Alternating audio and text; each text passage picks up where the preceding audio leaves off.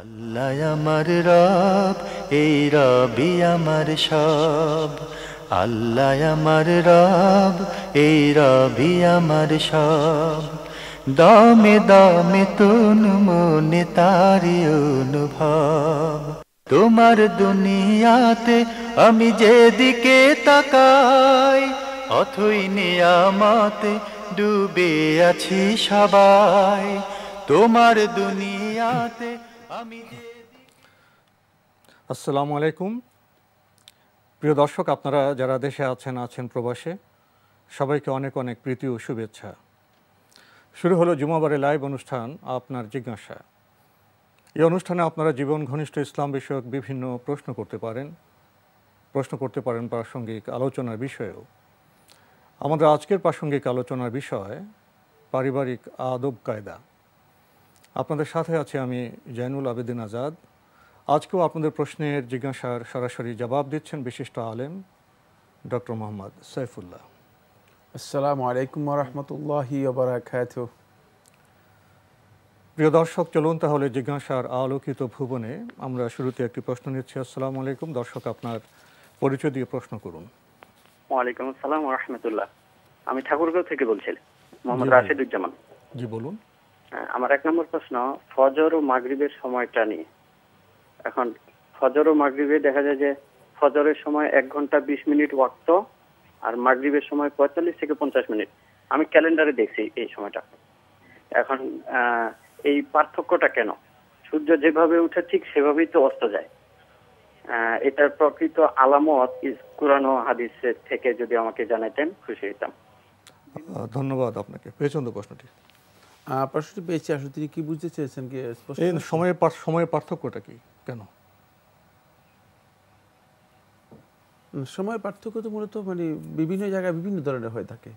সেটা নির্ভর করছে সূর্য মানে এই যে সালাতের ওয়াক্ত, আপনার ফজরের যে উনি সময়টা নির্ধারণ করেছেন এবং মাগরিবের নির্ধারণ করেছেন যে ওয়াক্তের যে পরিসরটা, সময়কালটা, এটা পার্থক্য কেন এই বলতে? এটা পার্থক্য মানে হতেই পারে, কারণ মানে ফজর থেকে আরম্ভ করে ফজর উদিত হওয়ার পর থেকে আরম্ভ করে সূর্যাস্ত পর্যন্ত, সূর্য উদয় পর্যন্ত যতটুকু সময় রয়েছে, মানে এই সময়টুকু মানে বাধ্যতামূলক নয় যে অন্য সময়ের সাথে সমান হতে হবে।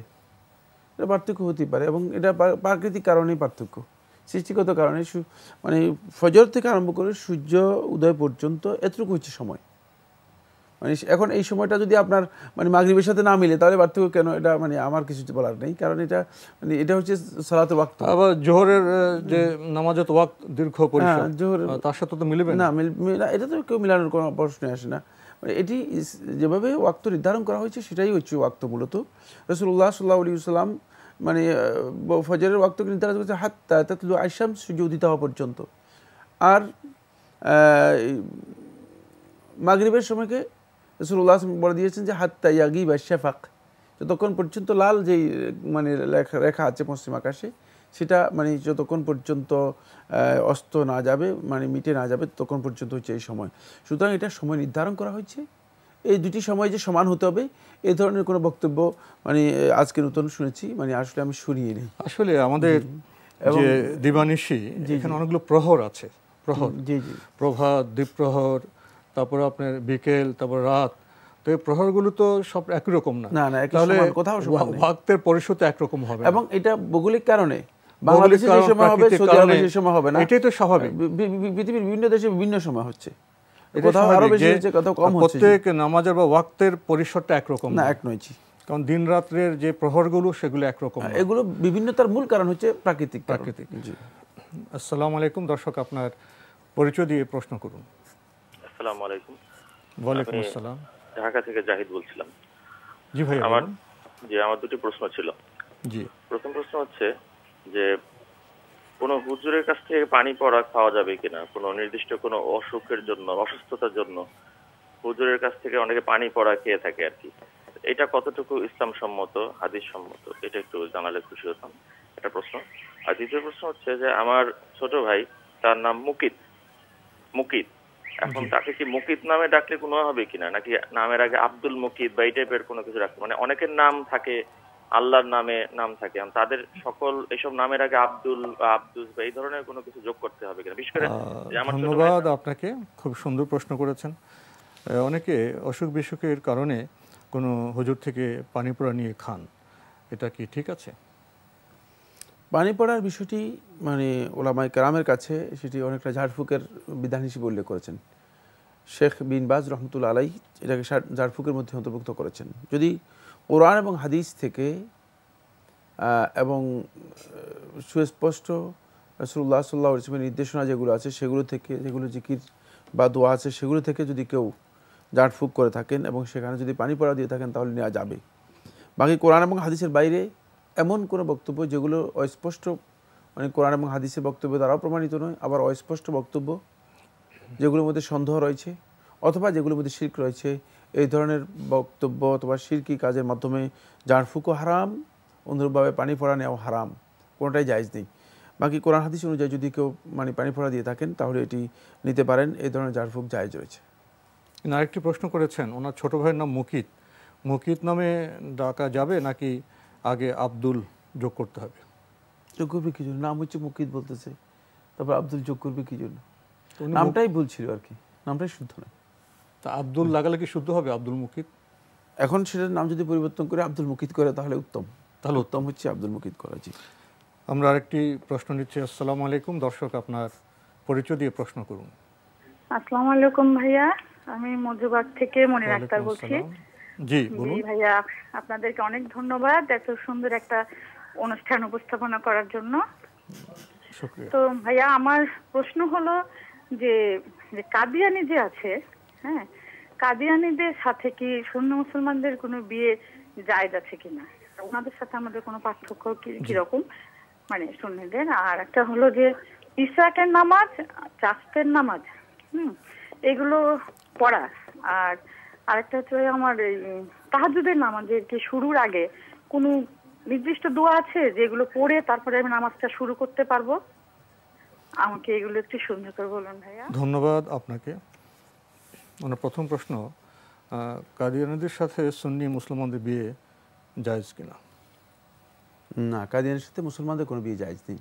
কাদিয়ানরা মুসলিম এবং তাদের সাথে বিয়ের যে সম্পর্ক রয়েছে এই সম্পর্ক সম্পূর্ণ হারাম। সুতরাং যদি কারো বিয়ে হয়ে থাকে তাহলে এটি বিয়ে হবে না, গুনাহগার হবেন তিনি। আমরা যে মুসলিম হই আমাদের তো একটা শাহাদাত মানে সাক্ষ্য দিতে হয়। জি জি, সেখানে আল্লাহর তাওহীদের সাক্ষ্য এবং রাসূল ইসলামের যে নবুয়তের সাক্ষ্য, রিসালাতের সাক্ষ্য। তো কাদিয়ানদের বোধহয় রিসালাতের স্বাক্ষর এদিকে বোধহয় সমস্যা আছে নাকি? কাজে বহু সমস্যা। কাদিয়ানিরা মুসলিমই না, তারা ইসলামী আকিদার সম্পূর্ণ পরিপন্থী। তারা মূলত মানে আল্লাহ রাসূল সাল্লাল্লাহু আলাইহি ওয়াসাল্লামের খতম রিসালাতকে অস্বীকার করে। এটা তো মূল বিষয়টা। জি, মূল বিষয়। উনি একটি প্রশ্ন করেছেন যে ইশরাকের নামাজ, চাস্তের নামাজ, তাহাজ্জুদের নামাজ, এসব নামাজ শুরুর আগে কি নির্দিষ্ট কোনো দোয়া আছে যেটা পড়ে শুরু করতে হবে? না, এর জন্য কোনো নির্দিষ্ট দোয়া নেই। সালাত শুরু করবেন, তারপর যদি আপনি মনে করেন যে দোয়া করা দরকার তাহলে আপনি দোয়া করতে পারেন। এর আগে সুনির্দিষ্ট কোনো দোয়া নেই যে ইশরাক অথবা চাস্তের নামাজ। ইশরাকের নামাজ আর চাস্তের নামাজ একই নামাজ, সুতরাং মানে এটি আপনি একটা আদায় করলে যথেষ্ট হয়ে যাবে। আমরা আরেকটি টেলিফোন নিচ্ছি। আসসালামু আলাইকুম, দর্শক আপনার পরিচয় দিয়ে প্রশ্ন করুন। আসসালামু আলাইকুম, আমি নাইম বলছিলাম কুমিল্লা থেকে। আসসালাম, জি বলুন। যে আমার প্রশ্ন হচ্ছে যে সুদ তো আমরা জানি সবাই হারাম, তো এই ক্ষেত্রে আমাদের যে বর্তমান ব্যাংকিং সেক্টর, আমি অনেকদিন ধরে আমার মাথায় এই প্রশ্নটা ঘুরছে যে আসলে ব্যাংকিং এ চাকরি করাটা আসলে হালাল হারামের প্রশ্নে কতটুকু হালাল, যদি আমি সুদের পার্সপেক্টিভে চিন্তা করি। জি ধন্যবাদ আপনাকে। পেয়েছেন তো? জি, প্রশ্ন পেয়েছি। এবার প্রশ্ন করেছেন যে ব্যাংকিং যেহেতু সুদের উপর ভিত্তি করছে, সুতরাং এখানে চাকরি করা কতটুকু হালাল, কতটুকু বৈধ হবে। হ্যাঁ, যদি ব্যাংকিংটা আপনার সুদভিত্তিক হয়ে থাকে এবং সেখানে সকল সুদের লেনদেন শুধু হয়, তাহলে অবশ্যই এই ব্যাংকে চাকরি করা হারাম। ইসলাম এই ব্যাংকে চাকরি করা আপনাকে অনুমোদন দেয়নি। এই ক্ষেত্রে আপনার চেষ্টা করতে হবে মানে যেখানে হালাল রুজি আছে সেখানে চাকরি নেওয়ার জন্য। এই ধরনের ব্যাংকিং চাকরি ইসলামে বৈধ নয়, কোনো মুসলিম সেটি নেবে না। মূল কথা হলো আপনার ব্যাংকের চাকরি অবৈধ নয়, যদি সুদ যুক্ত হয়ে যায় তাহলে অবৈধ হয়ে যাবে। ওটা জি, সুদের বিষয়টি। আমরা আরেকটি টেলিফোন নিচ্ছি। আসসালামু আলাইকুম, দর্শক আপনার পরিচয় দিয়ে প্রশ্ন করুন। হ্যালো, আসসালামু আলাইকুম। ওয়ালাইকুম আসসালাম। আমি রাজাউল, ঢাকা থেকে বলছি। জি জি, আমার দুটো ছোট ছোট প্রশ্ন ছিল। একটা হলো যে মসজিদে যে শুক্রবারে আমরা নামাজ পড়ি, যে জুমার নামাজ, এই খুতবা সিঁড়িতে 3টা সিঁড়ি কেন মাত্র সব জায়গায়, একটু বুঝিয়ে বলবেন। আর আসরের নামাজের এবং জোহরের নামাজের সূরা কেরাত নীরবে পড়া হয় কেন, একটু আমাকে বুঝিয়ে বলবেন, আমি এগুলি বুঝতেছি না। ধন্যবাদ আপনাকে। প্রথম প্রশ্ন, যখন জুমা নামাজ পড়তে যান উনি দেখেন সেখানে যে প্রায় সব মসজিদে 3টি সিঁড়ি থাকে। এই 3টি সিঁড়ির তাৎপর্য কি? এভাবে প্রশ্ন করেছেন কৌতূহল আসলে প্রশ্ন না, কারণ এটি কোনো মানে আমাদের জীবন ঘনিষ্ঠ প্রশ্ন নয়, আমাদের আমল আকিদার সাথে সম্পৃক্ত কোনো প্রশ্ন নয়, অপ্রয়োজনীয় একটি প্রশ্ন। যাই হোক, তারপর আমরা যেহেতু প্রশ্ন করেছেন সে উত্তর দিচ্ছি।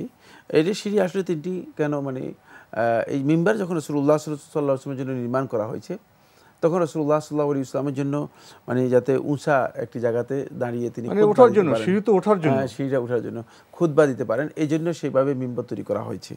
সেই মিম্বর তৈরির ক্ষেত্রে মানে সেটা একটু উঁচা হয়, তাহলে উঠতে যাতে সহজ হয়, এই জন্য মূলত মানে এক বা একাধিক সিঁড়ির ব্যবস্থা করা হয়েছে। এটা হচ্ছে মূল কথা। এখানে বাধ্যতামূলক নয় যে 3টি সিঁড়ি হতে হবে। তো এক্ষেত্রে কিছু বক্তব্য দেওয়া হয়ে থাকে। সে বক্তব্য হচ্ছে যে কেউ কেউ এটা ধারণা করেছেন যে রাসূলুল্লাহ সাল্লাল্লাহু আলাইহি ওয়াসাল্লাম যে সিঁড়ির উপর দাঁড়িয়েছেন, আবু বকর রাদিয়াল্লাহু তাআলা আনহু পরবর্তী সময় মানে একটু নিচে আরেকটা সিঁড়িতে করে সেখানে দাঁড়িয়েছেন, মানে আরেকটু নিচে দাঁড়িয়েছেন, আর ওমর ইবনে খাত্তাব রাদিয়াল্লাহু আনহু আরেকটু নিচে দাঁড়িয়েছেন, এই জন্য সেখানে 3টি সিঁড়ি হয়েছে। কেউ কেউ এই ধারণা করেছেন, কিন্তু এই ধারণা খুব বেশি মজবুত বা শক্তিশালী কোনো দলিলের মাধ্যমে বা কোনো এভিডেন্সের মাধ্যমে সাব্যস্ত হয়নি। মোদ্দা কথা হচ্ছে এটা মূলত একটা সিস্টেম, মানে এখানে সিঁড়ি যদি নাও দেয় কোনো সিঁড়ি দিয়ে উঠে চেয়ারে বসার জন্য একটি সোপান, একটা ব্যবস্থা করা হচ্ছে। যেখানে প্রয়োজনে সিঁড়ি থাকবে না, কোথাও প্রয়োজনে সেখানে দুটোও থাকতে পারে। এবং এমনকি বর্তমানে সৌদি আরবে সিঁড়ি ব্যবস্থা এভাবে নেই, মানে উপরে মানে যাতে করে উপরে খতিব যিনি খুতবা দিবেন সমস্ত লোকদেরকে দেখতে পান এবং লোকেরাও তাকে দেখতে পায়, এজন্য একটু উঁচা জায়গায় তিনি দাঁড়িয়ে খুতবা দেন। এটা হচ্ছে মূলত বিধান। সিঁড়ি কোনো বাধ্যতামূলক বিষয় না, সিঁড়ি কোনো ফরজ ওয়াজিব নফল সুন্নত কিচ্ছু না, এটি বাধ্যতামূলক কোনো বিষয় নয়। উনি আরেকটি প্রশ্ন করেছেন, আসর, জোহর এবং আসরে যে নীরবে কেরাত পড়া হয় এটা কেন? ওই একই কৌতূহল, মানে একই কোনো প্রশ্ন নয়। দুইটি মূলত আসর এবং জোহরের সালাতের মধ্যে মানে দিবসের যে সালাতগুলো আছে সেগুলোতে রাসূলুল্লাহ সাল্লাল্লাহু আলাইহি ওয়াসাল্লাম যেহেতু নীরবে সালাতে কেরাত আদায় করেছেন, এই জন্য আমরা আল্লাহ রাসূল সাল্লাল্লাহু আলাইহি ওয়াসাল্লামের আনুগত্য করে থাকি, নীরবে আদায় করে থাকি। এটা হলো মূল কথা। এক্ষেত্রে ওলামা কেরাম কিছু ইজতিহাদ উল্লেখ করেছেন, কিছু গবেষণার কথা উল্লেখ করেছেন। কেউ কেউ বলেছেন যে দিবসের সালাতগুলোর মধ্যে মূলত নীরবে যদি আদায় করে থাকে তাহলে সেখানে মনোযোগটা বেশি হয়। রাতের সালাতগুলোর মধ্যে যদি আওয়াজ করে আদায় করা হয় থাকে সেখানে মনোযোগটা বেশি হয়। ফলে রাসূলুল্লাহ সাল্লাল্লাহু আলাইহি ওয়াসাল্লাম এই নির্দেশনা দিয়েছেন। এখানে বহু কথা রয়েছে, কিন্তু প্রত্যেকটি কথাই মূলত আহলুল হাদিস মুহাদ্দিসিনদের নিজস্ব ইজতিহাদের মাধ্যমে বলেছেন। বাকি এটি আনুগত্য আল্লাহ রাসূল সাল্লাল্লাহু আলাইহি ওয়াসাল্লাম যেভাবে করেছেন সেভাবে করার নাম হচ্ছে দিন। আল্লাহ সুবহানাহু ওয়া তাআলা কোরআনে কারীমে সূরা মুহাম্মদের 33 আয়াতের মধ্যে বলেছেন, ওয়া আতিউল্লাহ ওয়া আতিউর রাসূল ওয়া লা তুবতিলু আমালাকুম, তোমরা আল্লাহর আনুগত্য করো, রাসূলের আনুগত্য করো। মূলত ইবাদতের ক্ষেত্রে আল্লাহ এবং তার রাসূলের আনুগত্য করার নামই হচ্ছে ইবাদত। তাই রাসূলুল্লাহ সাল্লাল্লাহু আলাইহি ওয়াসাল্লাম যেভাবে করেছেন সেভাবে করাটাই হচ্ছে ইবাদত, সেভাবে আমরা করে থাকি। এই ধরনের প্রশ্ন রাসূলুল্লাহ সাল্লাল্লাহু আলাইহি ওয়াসাল্লাম সাহাবীরা কেউ করেনই নেই, কারণ এটি কৌতূহল কোনো দরকার নেই, এই জন্য এই ধরনের কোনো প্রশ্ন সাহাবীরা জিজ্ঞেস করতেন না। তাই এটি আমাদের খুব বেশি ইম্পর্টেন্ট হচ্ছে আল্লাহ রাসূল সাল্লাল্লাহু আলাইহি ওয়াসাল্লাম আনুগত্য করা, এটা হচ্ছে আমাদের জন্য খুবই গুরুত্বপূর্ণ বিষয়। প্রশ্ন জেগেছে আমরা জানলাম। আমরা আরেকটি প্রশ্ন নিচ্ছি। আসসালামু আলাইকুম, দর্শক আপনার পরিচয় দিয়ে প্রশ্ন করুন। আসসালামু আলাইকুম। ওয়ালাইকুম আসসালাম। হুজুর, আমি নামাজে দাঁড়াইলে ঠিক আছে 20 বছর আগে কি হয়েছে না হয়েছে এগুলা কেন এই দিকে মন যায় না, কিন্তু দেখা গেল আমি চেষ্টা করি রাখার জন্য, কিন্তু রাখতে পারতেছি না। আপনার কথা আমরা স্পষ্ট শুনতে পাচ্ছি না ভাই, আপনি আমাকে একটু শুনুন, আপনি ধীরে বলবেন। আপনি কি প্রথম প্রশ্নটা এরকম করেছেন, নামাজে দাঁড়ালে মন নানা দিকে চলে যায়, কি করবেন এই তো? না না, হ্যাঁ এটাই, নামাজে দেখা যাবে 1 রাকাত বা 2 রাকাত পড়ছি, 4 রাকাত নামাজ হইলে ফরজ, 1 রাকাত বা 2 রাকাত পড়ছি, করার পরে হঠাৎ করে মন ওই দিকে চলে যায়, এরপরে কয় রাকাত দিকে চলে যায়, স্মরণ শক্তি থাকে না। মানে নামাজ আপনি কয় রাকাত পড়েছেন ঠিকভাবে মনে থাকে না এই তো? হ্যাঁ হ্যাঁ, মন থাকে না। আরেকটা হইলো ডেইলি রাত্রে কিছু না কিছু খাই, যেমন দুধ পানি এইটা একটা লোক যদি তাই রাস্তার নিজের কিছু খাইতেছে দেখি, তাইলে তুমি আমি খাইতেছি এরকম লাগে আমার। আপনি রাতে কিছু খান না? জি জি। তারপর সমস্যাটা কি? সমস্যাটা হইলে যে রাত্রে খাই, এই যে পানি খাই, দুধ খাই, খাইলে দেখা যাবে পেট ভার হয়ে থাকে, এই অবস্থা। পেট ভার হয়ে থাকে? জি জি। তো ডাক্তারের বিষয়। আসসালামু আলাইকুম। দুটি প্রশ্ন করেছেন। প্রথম প্রশ্ন, উনি নামাজে দাঁড়ান, 2 রাকাত 1 রাকাত পড়েন, তারপর মনে হয় কয় রাকাত পড়লাম, রাকাত ঠিক মনে রাখতে পারেন না। এভাবে প্রশ্ন করেছেন যে নামাজের মধ্যে মনোসংযোগ আসেন না। আসলে নামাজের মধ্যে মন নিয়েই তারপরে সালাত আদায় করতে হবে। আপনার যে সালাত আদায়ের জন্য দাঁড়াচ্ছেন সেই সালাতের মধ্যে সত্যিকার মনোসংযোগ আসতেছে না, এই জন্য যেহেতু আপনি সালাতের মধ্যে মানে আন্তরিকতা নেই, ইখলাস নেই, সালাতের মধ্যে ত্রুটিপূর্ণ সালাত আদায় করছেন, এই জন্য সালাতে মনোসংযোগ যে সমস্ত মানে কাজের মাধ্যমে হয়ে থাকে সেগুলো আপনাকে আগে মানে জানতে হবে, সেগুলো জেনে তারপরে আপনার মনোসংযোগ তৈরি করার জন্য চেষ্টা করতে হবে। এখানে আপনি মানে যথাযথভাবে তাহারাত হাসিল করার জন্য চেষ্টা করা, পবিত্রতা হাসিল করার জন্য চেষ্টা করা, তারপরে সলাতে আপনি মূলত মনোযোগ দেওয়ার জন্য সলাতে যে জিনিসগুলো আপনি করছেন সেগুলো সম্পর্কে সত্যিকার জ্ঞান নেওয়ার চেষ্টা করুন এবং আপনার মনকে সলাতের মধ্যে সম্পূর্ণরূপে সংযুক্ত করার জন্য চেষ্টা করবেন। তাহলে দেখবেন যে ইনশাল্লাহ মানে মনোসংযোগ আপনার হবে। আপনি যেভাবে সালাত আদায় করছেন সেটি সালাতের মানে আসছে না হয়তো, এই জন্য আপনি হয়তো একবার সালাতের মধ্যে আসছেন আর একবার বাইরে যাচ্ছেন, শয়তান আপনার সালাত নিয়ে মোটামুটি দৌড়াদৌড়ি করছে, মানে কি যাতে কীভাবে বিনষ্ট করা যায়। সেক্ষেত্রে আপনি মানে আসলেই ভালোভাবে সালাতকে মানে ইখলাসের সাথে সালাতের গুরুত্ব উপলব্ধি করতে হবে। আল্লাহর সামনে নামাজ পড়ছেন, সে সিরিয়াসনেস থাকতে হবে, তো নামাজে কি পড়ছেন তা তো বুঝতে হবে। আপনি আরেকটি প্রশ্ন করেছেন, রাতে উনি কিছু খান, খেলে পেট ভালো হয়ে থাকে, তো এটা কি আমাদের প্রশ্ন না ডাক্তার কাছে যাবেন উনি? না, এখানে মেন্টাল মানে বিষয় রয়েছে। আপনি মানে মেন্টালি আপনি ডাক্তারের সাথে যোগাযোগ করুন, মেন্টাল যে সমস্ত বিষয় আছে সেগুলো একটু দেখুন। সেকেন্ড যেটা করতে পারেন সেটা হচ্ছে শোয়ার সময় দুটি কাজ করবেন। শোয়ার সময় দুটি কাজ করবেন, একটি হচ্ছে উজু করে শুইবেন, আর দ্বিতীয় নম্বর কাজ হচ্ছে যেটি সেটি হলো শোয়ার সময় মানে আয়াতুল কুরসি পড়বেন, সূরা বাকারার শেষ যেই দুটি আয়াত রয়েছে সেগুলো পড়বেন। তারপরে শোয়ার সময় মুআওয়াজাত যেগুলো আছে, যেমন কুল আউযু বিরাব্বিন নাস, কুল আউযু বিরাব্বিল ফালাক, কুল হুয়াল্লাহু আহাদ, এগুলো আপনি পড়বেন, পড়ে তারপরে শুইবেন। আমরা একটি টেলিফোন নিচ্ছি। আসসালামু আলাইকুম, দর্শক আপনার পরিচয় দিয়ে প্রশ্ন করুন। ওয়ালাইকুম সালাম। জি, আমি নারায়ণগঞ্জ বন্দর নয়ানগর থেকে বলছিলাম। আমার নাম মোহাম্মদ তানজিল মোল্লা। জি বলুন। জি, আমি আপনাদের নিয়মিত দর্শক, আমি সবসময় আপনাদের দেখি। আমার একটা প্রশ্ন হচ্ছে যে আমরা নামাজের সময় সূরা ফাতিহা শেষ হওয়ার পরে যে আমিন বলার ব্যাপারটা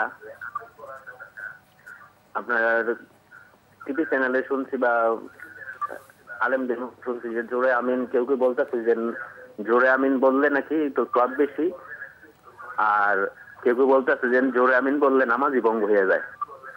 আজকে ফজরের সময় আমাদের ইমাম সাহেব একটা মাসলা দিল যে আমরা যখন উনি যখন দোয়া বলবে তখন যদি আমরা শব্দটা জোরে হয় আমিন বলার, তাহলে নামাজ ভঙ্গ হয়ে যাবে।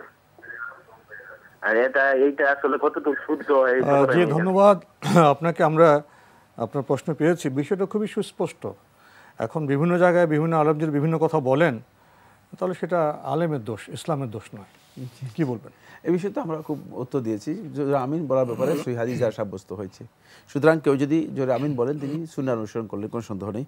তবে মানে জোরে আমিন না বলার ব্যাপারেও মানে একদল উলামা কেরামের অভিমত রয়েছে, তারা ইজতিহাদ করেছেন, তাদের ইজতিহাদ রয়েছে, মানে তাদের নিজস্ব গবেষণা রয়েছে। বাকি সুন্নাহ দ্বারা যেটি সাব্যস্ত হয়েছে সেটা হচ্ছে জোরে আমিন বলা। রাসূলুল্লাহ সাল্লাল্লাহু আলাইহি ওয়াসাল্লাম সহিহ বুখারী হাদিস দ্বারা সাব্যস্ত হয়েছে, ওই যাকাল ইমাম ওয়ালা দাল্লিন ফাকুলু আমিন, যখন ইমাম ওয়ালা দাল্লিন বলবে তখন তোমরা আমিন বলবে। তাহলে আমিন বলার বিষয়টি স্পষ্ট সহিহ হাদিসের মাধ্যমে সাব্যস্ত হয়েছে। মানে সেক্ষেত্রে মানে আপনি যেই মাসআলার কথা উল্লেখ করেছেন যে কোনো ইমাম বলেছেন যে তিনি যদি কেউ জোরে আমিন বলে তার নামাজই হবে না, নামাজ বাতিল হয়ে যাবে, এটি কোনো আলেম বলে নেই। কোনো যুগে কোনো আলেম এই মাসআলা দেয়নি। যদি কেউ দিয়ে থাকেন তিনি নিজের পক্ষ থেকে দিয়েছেন এবং বিভ্রান্ত মাসআলা দিয়েছেন, কোনো সন্দেহ নেই। আরেকটি বিষয় হলো আমিন কেউ জোরে বলুক বা কেউ আস্তে বলুক, এর কারণে কি নামাজ নষ্ট হয়ে যাবে? না, নামাজের কোনো ক্ষতি হবে না। জি, নামাজ নষ্ট হবে না। এবং এই নিয়ে আসলে প্রশ্ন বারবার আসা আমি মনে করি যে খুব বেশি ইম্পর্টেন্ট কিছুই না।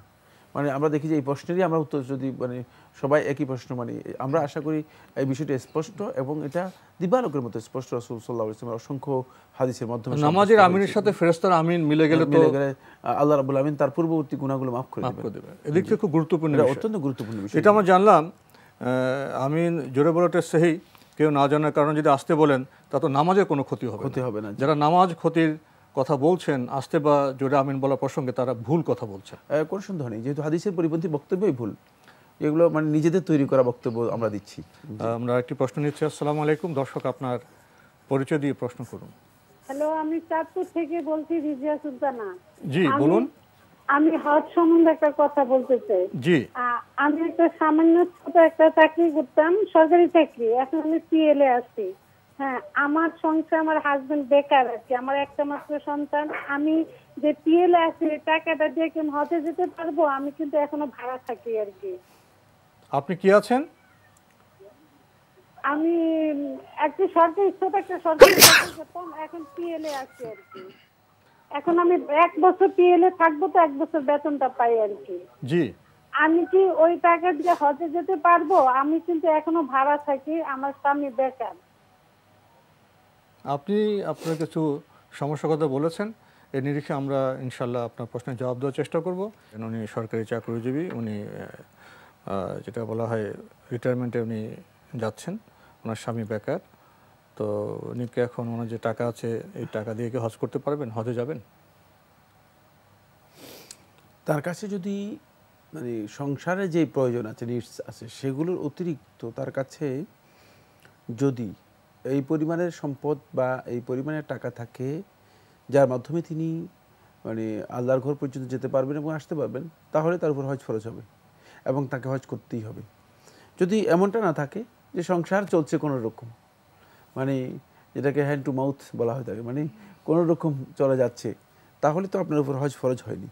তাহলে আপনি মূলত সংসারকে সুন্দরভাবে চালানোর জন্য চেষ্টা করুন, আর আল্লাহ রাব্বুল আলামিনের কাছে বেশি বেশি দোয়া করুন যেন আল্লাহ সুবহানাহু ওয়া তাআলা ভালো কাজের জন্য, যে কাজের মধ্যে আল্লাহ রাব্বুল আলামিনের সন্তুষ্টি রয়েছে, আল্লাহ তাআলার ভালোবাসা রয়েছে, সে ধরনের কাজ করার আপনাকে তৌফিক দান করে। ইনশাআল্লাহ তাআলা হজ যদি আল্লাহ রাব্বুল আলামিন আপনার জন্য সুযোগ করে দেন, অবশ্যই করতে পারবেন, কিন্তু সেখানে আপনার সংসারের দায়িত্ব পালন করাটা আপনার জন্য উত্তম হবে, কোনো সন্দেহ নেই। আমরা আরেকটি টেলিফোন নিচ্ছি। আসসালামু আলাইকুম। দর্শক, আপনার পরিচয় দিয়ে প্রশ্ন করুন। আসসালামু আলাইকুম ওয়া রাহমাতুল্লাহ। ওয়ালাইকুম আসসালাম। আমার প্রথম প্রশ্নটা হচ্ছে, আমরা যে সকাল সন্ধ্যায় বলা হয়েছে সাইয়েদুল ইস্তেগফার, যে তওবা সকাল সন্ধ্যায় করার কথা বলা হয়েছে, তো ওই তওবাটা কি আমি ফরজ নামাজ সহ যে কোনো নামাজের সিজদায় করতে পারবো কিনা? সাইয়েদুল ইস্তেগফার সহ আস্তাগফিরুল্লাহ বা অন্যান্য তওবা আমি সিজদায় করতে পারবো কিনা ফরজ নামাজ সহ অন্যান্য নামাজে? আমার দ্বিতীয় প্রশ্নটা হলো, আমরা মাঝে মাঝে অনেক নামাজে সূরা ইখলাস 3 বার করে পড়ে থাকি, তো এই 3 বারই কি আমাকে বিসমিল্লাহ বলতে হবে, না একবার বিসমিল্লাহ বলে আমি সূরা ইখলাস পড়লে 3 বার পড়তে পারবো? আর আমার আরেকটা কোশ্চেন হলো যে কোরআনের একটা আয়াত রব্বি হাবলি বিসসালিহিন, এটা কোন সূরার কত নম্বর আয়াত? একটু মেহেরবানি করে জানাবেন, ধন্যবাদ। ধন্যবাদ আপনাকে। বেশ কয়েকটি প্রশ্ন। উনি সকাল সন্ধ্যায় যে তওবা আছে, এটা কি নামাজের শেষদায়, ফরজ নামাজ হোক বা নফল নামাজ হোক, শেষদায় এই তওবা করতে পারবেন কিনা? সাইয়েদুল ইস্তেগফার সালাতের মধ্যে আপনি যদি সিজদায় করতে চান তাহলে আপনি করতে পারেন, কিন্তু সিজদা ছাড়া অন্য সময় যদি বেশি সাইয়েদুল ইস্তেগফার অথবা ইস্তেগফারগুলো করেন ভালো। রাসূলুল্লাহ সাল্লাল্লাহু আলাইহি ওয়াসাল্লামের আমল যেটি সাব্যস্ত হয়েছে সেটি হচ্ছে, আনাস ইবনে মালিক রাদিয়াল্লাহু আনহু বর্ণনা করেন, তিনি বলেন যে রাসূলুল্লাহ সাল্লাল্লাহু আলাইহি ওয়াসাল্লামকে আমরা একটা মজলিসের মধ্যে ছিলাম, আন কুন্না নাউদ্দু, আমরা এটা গণনা করতেছিলাম যে রাসূলুল্লাহ সাল্লাল্লাহু আলাইহি ওয়াসাল্লাম ইস্তেগফার করছেন 70-এর অধিক, কোনো কোনো রাওয়াতের মধ্যে আছে 100-এর বেশি। রাসূলুল্লাহ সাল্লাল্লাহু আলাইহি ওয়াসাল্লাম সালাত ছাড়াও বেশি বেশি ইস্তেগফার করতেন, এবং সালাত ছাড়া রাসূলুল্লাহ সাল্লাল্লাহু আলাইহি ওয়াসাল্লাম ইস্তেগফার করেছেন বেশি প্রমাণিত হয়েছে। সিজদার মধ্যে রাসূলুল্লাহ সাল্লাল্লাহু আলাইহি ওয়াসাল্লাম যেটা পছন্দ করেছেন সেটি হচ্ছে বেশি বেশি দোয়া করা, এবং এই কারণে সিজদাতে দোয়া করতে রাসূলুল্লাহ সাল্লাল্লাহু আলাইহি ওয়াসাল্লাম নির্দেশ দিয়েছেন। সহিহ হাদিস দ্বারা সাব্যস্ত হয়েছে, আম্মাস সুজুদু ফাজতাহিদু ফিদ দুআ, সিজদার মধ্যে বেশি পরিমাণে তোমরা দোয়া করো। তাই দুটাকে মূলত ভিন্ন করলে মানে উত্তম হবে, যেহেতু ইস্তেগফারটা মূলত দোয়া, ইস্তেগফার এক প্রকার দোয়া, তাই কেউ যদি ইস্তেগফার তিনি সিজদায় করেন তিনি করতে পারেন, কোনো অসুবিধা নেই। তবে উত্তম হচ্ছে ইস্তেগফারটুকু পরবর্তী সময় করা, এটাই রাসূলুল্লাহ সাল্লাল্লাহু আলাইহি ওয়াসাল্লাম আজকারের থেকে বোঝা যাচ্ছে। রাসূলুল্লাহ সাল্লাল্লাহু আলাইহি ওয়াসাল্লাম অন্য সময় করতেন এবং আমল সাব্যস্ত হয়েছে তিনি সলাতের মধ্যে এটা করতেন না, তাই সুন্নাহর অনুসরণ হচ্ছে রাসূলুল্লাহ সাল্লাল্লাহু আলাইহি ওয়াসাল্লাম যেহেতু সলাতের মধ্যে করতেন না, বাইরে করতেন, বাইরে করাটাই হচ্ছে সুন্নাহর অনুসরণ। আমাদের বোন আরেকটি প্রশ্ন করেছেন যে নামাজে যদি সূরা ইখলাস পড়া হয়, যদি 3 বার কোনো রাকাতে পড়া হয়, প্রতিবারই কি বিসমিল্লাহ পড়তে হবে? হ্যাঁ, সূরা ইখলাস যখন শুরু করবেন তখন আপনি বিসমিল্লাহির রহমানির রহিম কুল হুয়াল্লাহু আহাদ আল্লাহুস সামাদ সেভাবে শুরু করবেন, এটাই হচ্ছে সুন্নাহ। যে তিনবার পড়েন যদি কোনো প্রতিবারই বিসমিল্লাহ বলবেন, বিসমিল্লাহির রহমানির রহিম একবার পড়লে হবে না? জি না, বিসমিল্লাহির রহমানির রহিম পড়ে শুরু করবেন। জি। উনি আরেকটি আয়াতের বিষয় জানতে চেয়েছেন, এটা পবিত্র কোরআনের কোন সূরায়?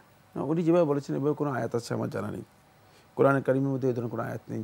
যেটা আপনি বলেছেন রাব্বি হাবলি বিসসালিহিন, এ ধরনের কোনো আয়াত আমার জানা নেই। ধন্যবাদ।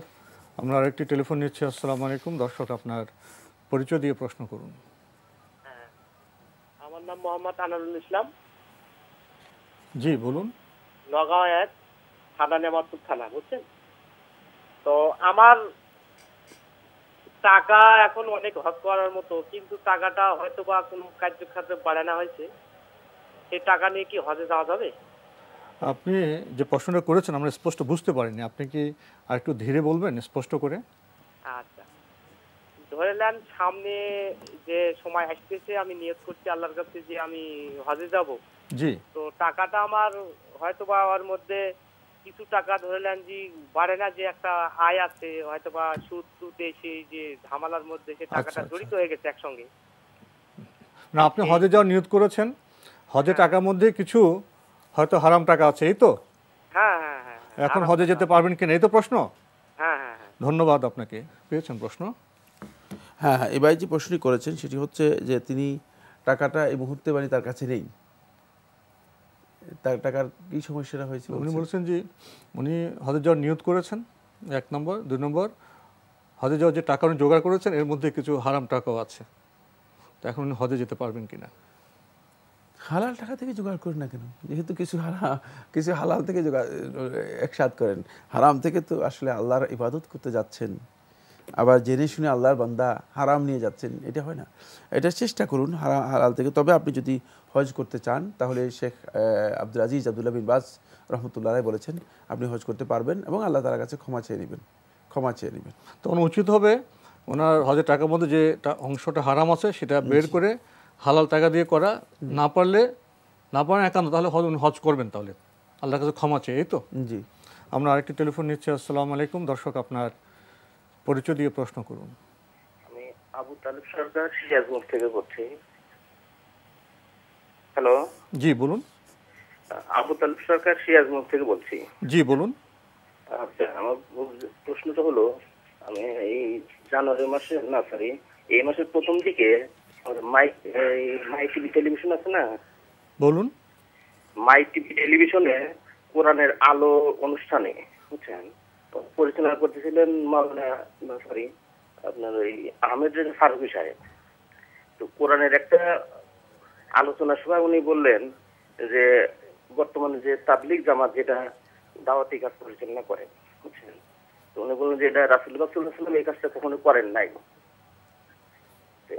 এই বিষয়ে আমার প্রশ্ন হলো যে আমরা তো জানি যে হুজুর পাক সাল্লাল্লাহু আলাইহি ওয়াসাল্লাম তো দাওয়াতি কাজ পরিচালনা করছেন সারা জীবনই, কোরআনকে প্রতিষ্ঠা করার জন্য তিনি এই কাজটা করেছেন। হ্যাঁ, উনি কেমন করে বললেন যে এই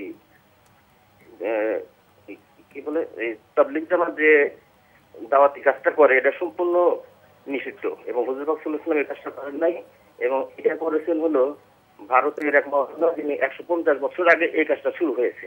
হ্যাঁ, আমি কোরআনে একটা আয়াত দেখেছি, সূরা হিজরের 94 নম্বর আয়াত, অতএব আপনি প্রকাশ্যে প্রচার করুন এবং আপনি কখনো পরোয়া করবেন না। কারণ এই বিষয়ে আমার জানার বিষয় ছিল, ইনি কি এটাকে সঠিক কথা বলেছেন? ধন্যবাদ আপনাকে। আসলে বিভিন্ন টেলিভিশনে বিভিন্ন আলোচক আসেন, বিভিন্ন কথা বলেন, তো আমরা তাদের সে টেলিভিশনকে উপলক্ষ করে বা কোনো ব্যক্তিকে উপলক্ষ করে আমরা কোনো কথা বলতে চাই না। মূল বিষয়টা হলো আপনি তাবলিগ প্রসঙ্গে কোন এক আলেম বলেছেন যে এটা নিষিদ্ধ, এটা হারাম, কারণ রাসূল সাল্লাল্লাহু আলাইহি ওয়াসাল্লাম এভাবে করেননি। তো আমরা তো জানি যে তাবলিগ করা এটা খুবই গুরুত্বপূর্ণ কাজ। যে কোনো মুসলিম তার কাছে যদি পবিত্র কোরআনের একটি আয়াত জানা থাকে সেটা তাবলিগ মানে প্রচার করা তার দায়িত্ব। তাবলিগ কাজটি এটি মুসলমানদের জন্য গুরুত্বপূর্ণ। সেকেন্ড বিষয়টি হলো এর মানহাজ পদ্ধতি কী হবে, সে পদ্ধতি আমরা রাসূল সাল্লাল্লাহু আলাইহি ওয়াসাল্লাম থেকে নেব। এখানে প্রশ্ন চলে আসে, এটা শুধু তাবলিগ জামাত কোনো, যে কোনো জামাতের বেলায় একই প্রশ্ন আসবে। তাবলিগ মুসলমানদের উপর দায়িত্ব আছে, আমরা তাবলিগ করব, দ্বীনের প্রচার করব, কিন্তু করতে গিয়ে আমরা রাসূল ইসলামের মানহাজ বা পদ্ধতি মানছি কিনা সেখানেই প্রশ্ন। এটা আমরা সুনির্দিষ্ট কোনো জামাতের ব্যাপারে কথা বলতে চাই না। জি, এর আগে যে সৈয়দুল ইস্তেগফার যিনি প্রশ্ন করেছেন তিনি শেষে যে আয়াতটা বলেছিলেন জি, রব্বি হাবলি মিনা মানে বিস-সালিহিন, এটা হলো মিনাস সালিহিন, মানে মিনাস সালিহিন এই আয়াত রয়েছে, রব্বি হাবলি মিনাস সালিহিন, সূরা আস-সাফফাত 100 নম্বর আয়াত, সূরা আস-সাফফাত 100 নম্বর আয়াত। এরপর যে প্রশ্নটি করলেন কোরআনের মানে আলো অনুষ্ঠানের কথা উল্লেখ করে যে সেখানে বলেছেন তাবলীগ হারাম বা তাবলীগ নিষিদ্ধ, না, এই কথা শুদ্ধ নয়। তাবলীগ নিষিদ্ধ হবে কিভাবে? রাসূলকে নির্দেশ দেওয়া হয়েছে তাবলীগ করার জন্য, ইয়া আইয়ুহার রাসূল বাল্লিগ মা উনসিলা ইলাইক, হে রাসূল বাল্লিগ, আপনি তাবলীগ করুন। মানে এটার সরাসরি অর্থ যদি কেউ করে তাহলে তিনি এই অর্থ করবেন যে বাল্লিগ, আপনি তাবলীগ করুন, দিনের প্রচার তাবলীগ করতে বলা হচ্ছে। এরপর রাসূলুল্লাহ সাল্লাল্লাহু আলাইহি ওয়াসাল্লাম হাদিসের মধ্যে বলছেন, সহিহ বুখারী হাদিসের মধ্যে, বাল্লিগু আন্নি, তোমরা আমার পক্ষ থেকে তাবলীগ করো, মানে আমার পক্ষ থেকে পৌঁছায় দাও, বাল্লিগু আন্নি, দিনের আহ্বান পৌঁছে দাও মানুষের কাছে। এইজন্য মানে তাবলীগ কথাটা শরীয়তের মধ্যে গর্হিত নয়, তাবলীগের কাজও গর্হিত নয়। তাবলীগ মূলত দাওয়াতের একটা পরিভাষা, আর এই দাওয়াতকে আল্লাহ সুবহানাহু ওয়া তাআলা কোরআনে কারীমের মধ্যে বলেছে এটা উত্তম কাজ, করে সন্দেহ নেই। বাকি এখন রয়ে গেছে দুটি পয়েন্ট।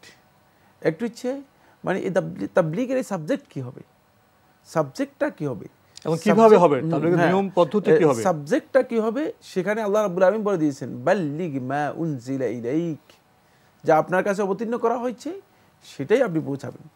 কোরআন এবং হাদিসের তাবলীগ হলে এটি জায়েজ, কিন্তু কারো গালগল্প, কারো তৈরি করা বক্তব্য, কারো বিশ্লেষণ, ব্যক্তিগত বক্তব্য, গবেষণা, ইজতিহাদ, এগুলো তাবলীগ হবে না, এগুলো হারাম। কারণ এগুলোর মাধ্যমে আপনি দিনের মধ্যে ফিতনা তৈরি করবেন।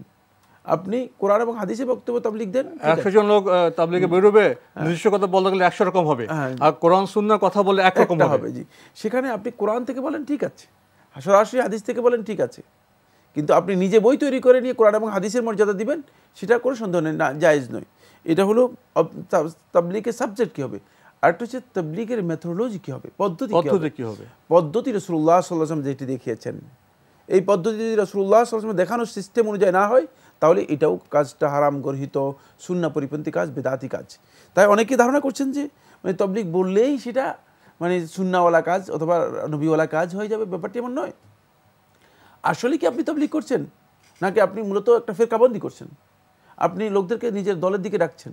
যদি দলের দিকে আহ্বান করেন তাহলে এটা তাবলীগের কাজ হচ্ছে না, দাওয়াতের কাজ হচ্ছে না, মূলত এটা আমাদের সমাজে দল ভারী করার কাজ হচ্ছে, দলের প্রচারের কাজ হচ্ছে। মনের মধ্যে যে প্রশ্ন জেগেছে, আমরা কি এরকম বলতে পারি যে তাবলীগের কাজ, দিনের প্রচারের কাজ তো ভালো, উত্তম কাজ, এখন যারা তাবলীগের কাজটা করছেন, যেটা আপনি আগে বললেন, তাদের মিলিয়ে দেখতে হবে কাজের মধ্যে কোরআন সুন্নাহ অনুযায়ী কতটা হচ্ছে, সেখানে ভুল থাকলে ভুলকে সংশোধন করার এখন দায়িত্ব। আমাদের বোধহয় পরস্পর বা কোনো সংগঠনকে গালমন্দ করার দরকার নেই, প্রত্যেকের প্রতি আহ্বান আমরা এটা জানাবো, তাবলীগ ভালো কাজ, প্রত্যেককে দেখতে হবে যে তাদের তাবলীগের কাজ, পদ্ধতি, মানহাজ, বিষয় এগুলো কোরআন সুন্নাহ অনুযায়ী হচ্ছে কিনা। যদি সেখানে কোনো ভুল হয়, আত্মসমালোচনা করে সেই ভুলটা সংশোধন করে কাজ। আমরা আরেকটি টেলিফোন নিচ্ছি। আসসালামু আলাইকুম, দর্শক আপনার পরিচয় দিয়ে প্রশ্ন করুন। ওয়ালাইকুম। জি, আমার নাম সুমন, আমি গাজীপুর থেকে বলতেছি। জি ভাইয়া বলুন। জি, আমার প্রশ্ন হলো যে আমরা যে ইলেকট্রনিক যেসব পণ্য ক্রয় করি আর কি, হ্যাঁ, সেগুলো তো অনেক সময় কিস্তিতে তারা দিতেছে, কিস্তিতে। যেমন ধরেন একটা জিনিস আমি নগদে কিনতে গেলে 25,000 টাকা লাগতেছে, হ্যাঁ, তো তারা যদি কিস্তিতে দেয় 3 মাস বা 4 মাস, তো তারা তো এই ক্ষেত্রে আমার কাছে 1,000 বা 2,000 টাকা বেশি নিতেছে। এমনকি এটা কি জায়েজ আছে কিনা? ধন্যবাদ আপনাকে। জি, একই প্রশ্ন আবার যে আমরা যে মুদির দোকানে যে সদাই কিনি আর কি, যে চাউল ডাউল ইত্যাদি, তো তারাও একই রকম বেশি নিতেছে বাকি আনলে, এটাও কি জায়েজ আছে কিনা? হ্যাঁ, জি জি জি, আমার এই দুটোই প্রশ্ন আর কি। জি, ধন্যবাদ আপনাকে, খুবই জীবন ঘনিষ্ঠ প্রশ্ন করেছেন আপনি। ইলেকট্রনিক জিনিসপত্র বা যে কোনো জিনিসপত্র কিনতে গেলে নগদ দাম 10,000, যদি 1 বছর কিস্তিতে যায় সেখানেও তো আরও 1-2,000 টাকা যোগ হয়। এবং মুদির দোকানে সদাই কিনতে গেলে, বাকিতে কিনতে গেলে হয়তো 10 টাকার সাথে আরও 2 টাকা যোগ হয়। জি, এটা ঠিক আছে? এটি জায়েজ না, জায়েজ নয়, এটা করা যেতে পারে, যেহেতু পরস্পরের চুক্তির মাধ্যমে, সন্তুষ্টির মাধ্যমে সেটি হতে হবে। এটা তো আসলে শুধু মধ্যে পড়ছে না, যেহেতু পণ্য ভিন্ন। আমরা আরেকটি টেলিফোন নিচ্ছি। আসসালামু আলাইকুম, দর্শক আপনার পরিচয় দিয়ে প্রশ্ন করুন। আসসালামু আলাইকুম, আমি সাভার থেকে বলছি, আনোয়ার হোসেন। ওয়ালাইকুম আসসালাম, জি বলুন। আমি একদিন আমার বাসায় আমার স্ত্রীর সাথে ঝগড়া করতে করতে আমি রাগের বশতে স্ত্রীকে ভয় দেখার জন্য বলেছিলাম 1 তালাক 2 তালাক 3 তালাক, কিন্তু ঘরে কেউ ছিল না, আমরা দুজনেই ছিলাম।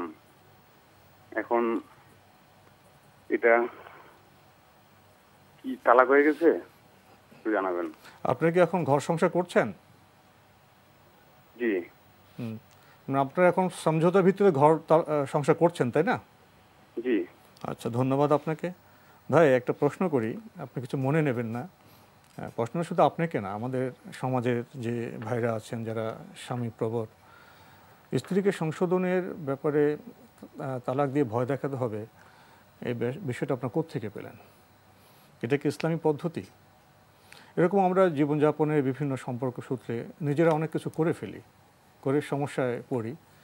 দৃষ্টি আকর্ষণ এই জন্য করলাম, কোনো বিষয়ে কোনো পদক্ষেপ নেওয়ার আগে বোধহয় জেনে করাই ভালো। ভাবিয়া করিও কাজ, করিয়া ভাবিও না। কি বলবেন? জি, এবার 1 তালাক হয়ে গিয়েছে, তার স্ত্রী যদি 1 তালাক হয়ে গিয়েছে, এরপরে মানে পরবর্তী অবস্থা সম্পর্কে তিনি বিস্তারিত কিছু জানাননি। যদি পরবর্তী অবস্থা মানে সমঝোতার ভিত্তিতে ঘর সংসার করছেন, পরবর্তী অবস্থা যদি মানে সমঝোতা আসে, তাহলে তিনি তার স্ত্রীকে রাখতে পারেন, তবে 1 তালাক হয়ে গিয়েছে। আপনার 1 তালাক হয়ে গেছে, এখন সমঝোতার ভিত্তিতে আপনারা ঘর সংসার করতে পারেন। আগামীতে এভাবে রাগে বা কৌশলে তালাক দেওয়ার চেষ্টা করবেন না। আসসালামু আলাইকুম দর্শক, পরিচয় দিয়ে প্রশ্ন করুন। লাইনে আছেন? জি ভাই আছি। জি, পরিচয় দিয়ে প্রশ্ন করুন। হ্যালো, আসসালামু আলাইকুম। ওয়ালাইকুম আসসালাম। আমি স্বপ্না বলছি খুলনা থেকে। আমি একটা প্রশ্ন করতে চাচ্ছিলাম। জি বলুন। বলছি যে আমার ফ্যামিলিয়ার প্রশ্ন আর কি। আমার বড় আপা এবং দুলাভাই দুজনেই চাকরি করেন। তো আমার আপা আমাদের বাড়িতেই থাকে, কিন্তু দুলাভাই তার বাড়িতে থাকে। সে মাঝে মাঝে আসে, কিন্তু সে আমার আপার প্রতি কোনো রকম দায়িত্ব পালন করে না। আপা যদি অসুস্থ হয়, তার পাশের বাড়ির লোকজন ডাক্তারের কাছে নিয়ে যায়, তবু সে আসে না আর কি। তো সে মানে কোনো রকম খরচ বা কিছুই করে না। তাই এক্ষেত্রে আমার আপাটাকে ডিভোর্স দিতে চায়। এটা কতটা যুক্তিসঙ্গত হবে কিনা এটা একটু জানতে চাচ্ছিলাম। আপাকে কি করতে চায়? আপা তাকে ডিভোর্স দিয়ে দিতে চায় আর কি। তার সাথে ডিভোর্স এখন দেয়নি? না, এখনো দেয়নি, কিন্তু তার সাথে থাকতে মানে এখন আপনার দুলাভাইয়ের কাজটা কতটা ন্যায়সঙ্গত হচ্ছে, এটা আপনার প্রশ্ন না? জি, ধন্যবাদ আপনাকে। প্রশ্ন পেয়েছেন? হ্যাঁ, প্রশ্ন পেয়েছি। এক্ষেত্রে আপনি মানে যদি ডিভোর্স দিতে চান, তাহলে সেটা কোর্টের মাধ্যমে আপনাকে মানে যেতে হবে। আর দ্বিতীয় হচ্ছে মানে যদি সমঝোতা আসে ভালো। আপা যদি আপনার ডিভোর্স দিতে চায়, তাহলে কোর্টের মাধ্যমে দিবেন। আর স্বামী যে কাজটা করছে, আপাকে দেখছে না, অসুস্থ, খরচ দিচ্ছে না, এই কাজটা কেমন হচ্ছে? না, এটা তো হারাম কাজ করছেন তিনি, অন্যায় কাজ করছেন। অন্যায় কাজ করছেন, যেহেতু তিনি তার উপর হক, যেটা হক মানে আদায় করছেন না। সুতরাং হক যিনি আদায় করছেন না, তিনি তো অবশ্যই কবিরা গুনাহ করছেন, কোনো সন্দেহ নেই। আর বাকি মানে সেই ক্ষেত্রে সমঝোতা হলে সবচেয়ে উত্তম হয়। ডিভোর্সের আগে চেষ্টা করা দরকার, সমঝোতা হয় কিনা বা হওয়ার কোনো সুযোগ আছে কিনা। আর এই অবস্থায় স্বামী যদি তালাক দিতে চান? স্বামী তালাক দেওয়ার কথা তো এখানে আসেনি। আমি ওনার কথায় যেটা মনে হলো, না এটা বলছি ডিভোর্স, ওই যে তার স্ত্রী ডিভোর্সের কথা বলেছেন। ডিভোর্সের কথা বলেছেন। আমরা আরেকটি প্রশ্ন নিচ্ছি। আসসালামু আলাইকুম দর্শক, আপনার পরিচয় দিয়ে প্রশ্ন করুন। আসসালাম, আমি দক্ষিণপুরিল থেকে বলছি। জি বলুন। যে ওই যে নামাজের আগে আমার এক নানি আসছে, তো উনি নামাজের আগে যে নাওয়াইতুন মুসাল্লিয়া লিল্লাহি তাআলা মুখ দিয়ে বলতে হয়, সে বলে যে এটা ছাড়া নামাজ হবে কিনা। প্রত্যেক নামাজের আগে সে নাওয়াইতুন বলতে চায়। আর ইন্নিয়ত যেহেতু এটা ভিতরে পড়বো না বাইরে পড়বো, আমরা তো বাইরে পড়ি আবার সানা, আমি বলছি ভিতরে পড়ার জন্য, কিন্তু সে বাইরে পড়তে চায়, এই কথা। আরেকটা প্রশ্ন হইলো যে এই যে সহবাস করে যে ফরজ গোসল না কইরা আপনার হাটে বাজারে যাওয়া, মেয়েরা রান্নাবাড়ি করে, এটা করতে চায় না, কয় যে না আমরা গোসল না করে এটা করতে পারবো না। মাটিতে পাড়া দিলে নাকি আযাব শুরু হয়, কি হয়, এগুলা মিথ্যা কথা না হাসা কথা, এটার আমরা প্রশ্ন, দুইটা প্রশ্ন। ধন্যবাদ আপনাকে, খুবই জীবন ঘনিষ্ঠ প্রশ্ন। ওনার নানি, জি জি, বোঝা যাচ্ছে যে বয়স্ক হবেন, আমার অনেকটা প্রাচীন কালের মানুষের মতো। উনি নিয়ত করতে চান না বা পারেন না, এতে কি অবস্থা নামাজের? না, মানে এই মুখে যে আরবি উচ্চারণে যে নিয়তটা, এটা শর্ত নয় সালাত সহি হওয়ার জন্য। এটা মানে করতেই হবে, বাধ্যতামূলক বা ফরজ ওয়াজিব কিচ্ছু না। এবং মুখে আরবি নিয়ত করার কোনো দরকার নেই। শুধুমাত্র আপনি সলাতে দাঁড়ানোর সময় শুধু অন্তরের মধ্যে যে সংকল্পটুকু সলাতের, যেমন জোহরের ফরজ, আসরের ফরজ সেই আদায় করার যে ইচ্ছাটুকু, এটাই নিয়ত। এটাকে আরবিতে নিয়ত বলা হয় থাকে। এবং নিয়ত বলা দরকার না, এটাকে মুখে উচ্চারণ করার কোনো দরকার নেই। এটা শর্ত নয় সলাতের জন্য। যারা আগে করে এসেছেন তারা ভুল করেছেন। যদি হয়তো কোনো কারণে সেই ভুলটি বেশি ব্যাপকতা লাভ করেছে সমাজের মধ্যে। বাকি ভারতবর্ষের শ্রেষ্ঠ আলেমরা যারা ছিলেন, এমনকি শেখ আব্দুল গনি দেহলভী রহমতুল্লাহ সহ আর অনেকেই এটাকে বেদাত বলেছেন। এটি মূলত সুন্নাহ দ্বারা সাব্যস্ত হয়নি। সুতরাং এই কাজটি সলাতের জন্য করতেই হবে, এটা কোনো বিষয় না, বরং এটি হচ্ছে না করাটাই হচ্ছে সুন্নাহ। আচ্ছা, ওনার যে নানি শ্রদ্ধেয়, উনি তো মুরব্বী, তো উনি যদি আপনার এভাবে নাওয়ায়তোয়ান নিয়ত না করেও আপনার শুধু মনে ইচ্ছা করে নামাজটা পড়েন, আমি এই ওয়াক্ত নামাজ পড়ছি, নামাজ হয়ে যাবে, সালাত হয়ে যাবে। জি, আরেকটি বিষয় ভাই প্রশ্ন করলেন যে ইন্নু যেহেতু এটা নামাজের ভিতরে না বাইরে পড়বেন, তো ওনার নানি কি এই জিনিসটা পড়ার দরকার আছে? ইন্নু যেহেতু এটা কি নামাজের ভিতরে বা বাইরে পড়ার কোনো বিষয় না? নামাজের ভিতরে যদি কেউ মানে দোয়াউল ইফতিতাহ হিসেবে পড়তে পারেন, কিন্তু দোয়াউল ইফতিতাহ হিসেবে আমরা অনেকে সানা পড়ে থাকি, সুবহানাকাল্লাহুম্মা ওয়া বিহামদিকা, এটা পড়ে থাকি আমরা। সুতরাং যে কোনো একটা পড়লেই চলবে। ওয়াজহাতু ওয়াজহিল্লাযী ফাতারাস সামাওয়াতি ওয়াল আরদা হানিফা, এটাও পড়তে পারেন, অথবা সুবহানাকাল্লাহুম্মা এটাও পড়তে পারেন। দুইটাই জায়েজ রয়েছে। এটা সালাতের মানে ভিতরে বলতে বুঝাচ্ছি তাকবীর তাহরিমার পর, তাকবীর তাহরিমার আগে নয়। মানে আমরা তো জানামাজে দাঁড়িয়ে অনেকে পড়েন, জানামাজে দাঁড়িয়ে ইন্নু ওয়াজহিদ পড়ার দরকার নেই, তো নিয়ত বাঁধার পরে ইন্নু ওয়াজহিদ পড়তে পারেন বা অন্য কোনো সানা পড়তে পারেন। সানা অনেকগুলো আছে, অনেকগুলোর মধ্যে যে কোনো একটা। আরেকটি প্রশ্ন করেছেন ওই যে আপনার ফরজ গোসলের ব্যাপারে, তো কেউ বলেন যে না, এটা ফরজ গোসল যখন হবে, গোসল না করে কোনো কাজ করা যাবে না, মাটিতে পা রাখলে কি হয়ে যাবে, তো এই বিষয়ে কি করবেন? না, এই বক্তব্য কুসংস্কার। যেটি বলেছেন মাটিতে পা রাখলেই আযাব শুরু হয়ে যাবে, এটা কুসংস্কার কথা।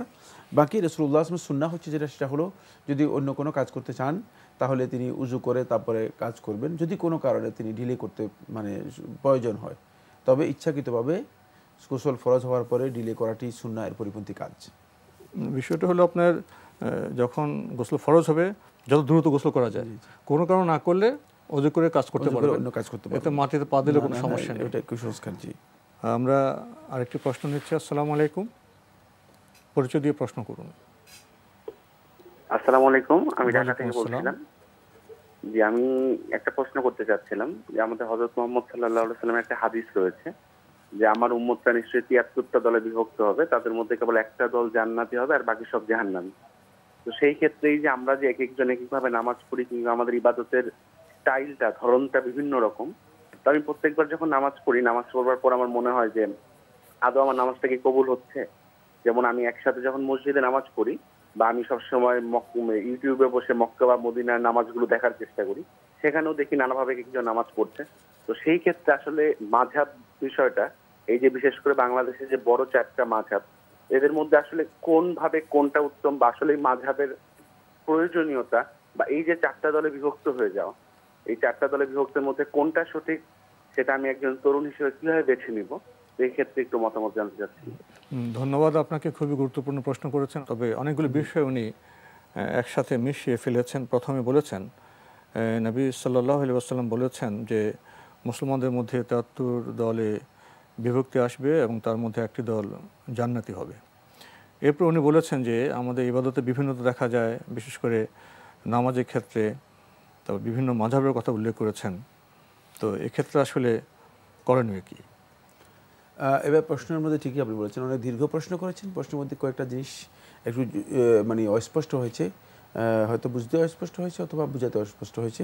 আমি কিন্তু কয়েকটা বিষয় স্পষ্ট করে বলতে চাই। এক নম্বর বিষয় হচ্ছে হাদিসে রাসূলুল্লাহ সাল্লাল্লাহু আলাইহি ওয়াসাল্লাম যে কথাটি বলেছেন, ওয়াসাতাফতারিকু উম্মতি ইলা 73 ফিরকা, যে আমার উম্মত অচিরেই 73টি ফিরকা বিভক্ত হয়ে যাবে। এখানে কিন্তু ফিরকা বলতে মাযহাবকে বোঝানো হয়নি, মাযহাব তো অন্য বিষয়। ফিরকাটা হচ্ছে মূলত আকীদাগত দিক থেকে যারা বিভক্ত হয়ে গিয়ে বিচ্ছিন্ন আকীদার মানে বিশ্বাসী হয়ে গিয়েছে, এবং তাদের এই আকীদাটুকু মূলত একেবারে সম্পূর্ণ বিচ্ছিন্ন হয়েছে। সেটা হতে পারে যে ইসলামের মূল ধারা থেকে একটু বিচ্ছিন্ন, ভিন্ন আকীদা নিয়ে এসেছে, অথবা মূলধারার সাথে সংযুক্ত কোনো আকীদা, বিকৃত আকীদা নিয়ে এসেছে। যাই হোক, সেটা ভিন্ন কথা। এবং এটি রাসূলুল্লাহ সাল্লাল্লাহু আলাইহি ওয়াসাল্লাম যখন ফিরকার কথা উল্লেখ করেছেন, সেখানে কিন্তু এই মাযহাবকে বুঝাননি, তখন তো মাযহাব ছিল না, মানে তো এই মাযহাবটাকে বুঝাননি। এটা হলো প্রথম পয়েন্ট। দ্বিতীয় নম্বর পয়েন্ট হচ্ছে যেটা, সেটা হলো তিনি এরপরে যেটা বলেছেন যে মাযহাব হচ্ছে মানে 4টা দলে বিভক্ত হয়ে গেছে। না, মাযহাব কিন্তু 4টি দলের নাম নয়, মাযহাব 4টিও নয়। এ কথাও শুদ্ধ নয় যে মাযহাব 4টি, কারণ মাযহাব হচ্ছে উলামায়ে কেরামের ইজতিহাদ এবং যুগে বিভিন্ন জন গবেষণা করেছেন, বিভিন্ন ইজতিহাদ করেছেন এবং সেটি একাধিক বহু মাযহাবের, মানে 4টা মাযহাব বেশি প্রচারিত হয়েছে। 4টা মাযহাবের ভক্ত সংখ্যা বেশি না, অন্য মাযহাবগুলো আছে পৃথিবীর বিভিন্ন জায়গায় আছে, কিন্তু মানে 4টা মাযহাবের ভক্তের সংখ্যা বেশি হওয়ার কারণে মানে এদের মানে পরিচিতি বেশি পাওয়া গিয়েছে। এবং এটা যে শুধু 4টি এ কথাও শুদ্ধ নয়। তাই মানে মাযহাব বলতে মূলত কোনো দলকে বোঝানো হয়নি। এখন আমাদের জানতে হবে যেটা, সেটা হচ্ছে মাযহাবটা কি। তাহলে মাযহাবটা হচ্ছে মূলত স্কুল অফ থট, এটা অপিনিয়ন, কোনো মুজতাহিদের, কোনো ইসলামের ব্যাপারে যিনি মানে গবেষণা করেছেন গবেষকের কোনো অপিনিয়ন, তার বক্তব্য। মানে মাযহাব শব্দটা আর যাহাব শব্দ থেকে এসেছে, মা যাহাবা ইলাইহি রাজুল, ব্যক্তি কোনো একটা দিকে যে দিকটা গ্রহণ করেছেন, যেদিকে গিয়েছেন সেটাকে বলা হয় থাকে মাযহাব, মতামত, তার মতামত। তো মতামত এর কারণে মূলত কোনো যুগেই মানে এই মতামত ভিত্তিক কোনো দল গড়ে ওঠেনি। কিন্তু দুঃখজনক বিষয় হচ্ছে এই পরবর্তী সময়ে একদল লোক বেরিয়ে এসেছে, তারা মাযহাবের অন্ধ অনুসারী, এবং এই অন্ধ অনুসারীদের মধ্যে কিছু লোক নিজেরা গোড়ামি করে মাযহাবকে প্রথমে দল হিসেবে মানে দলে পরিণত করেছে, পরবর্তীতে এই মাযহাবকে ফেরকায় পরিণত করেছে, পরবর্তীতে এই মাযহাবটাকেই মানে দ্বীন হিসেবে পরিণত করে দিয়েছে। এটি একটা সীমালঙ্ঘন, অতিরিক্ত বাড়াবাড়ি। এটা মূলত মাযহাবের ইমামদের কোনো সম্পর্ক এর সাথে নেই। 4 নম্বর যে পয়েন্টটি আমি বলবো সেটা হচ্ছে মাযহাব এটি কোনো ইমাম এটাকে ফরজ, ওয়াজিব, নফল, সুন্নত, ইসলামের কোনো পরিভাষা এর জন্য প্রযোজ্য একথা বলেননি। এটাকে ফরজও বলেননি, ওয়াজিবও বলেননি, সুন্নতও বলেননি, কিছু বলেননি।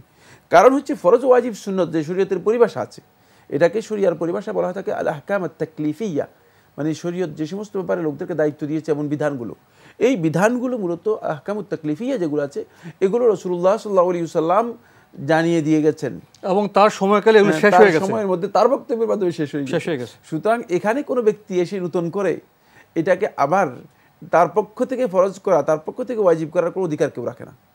এটা সাহাবীদের সময়ও এটা ছিল না, সুতরাং এটা সাহাবীদের কাছেও এটি প্রমাণিত হয়নি, তাবেঈদের কাছেও এটি প্রমাণিত হয়নি, তবে তাবেঈদের কাছেও এটি প্রমাণিত হয়নি।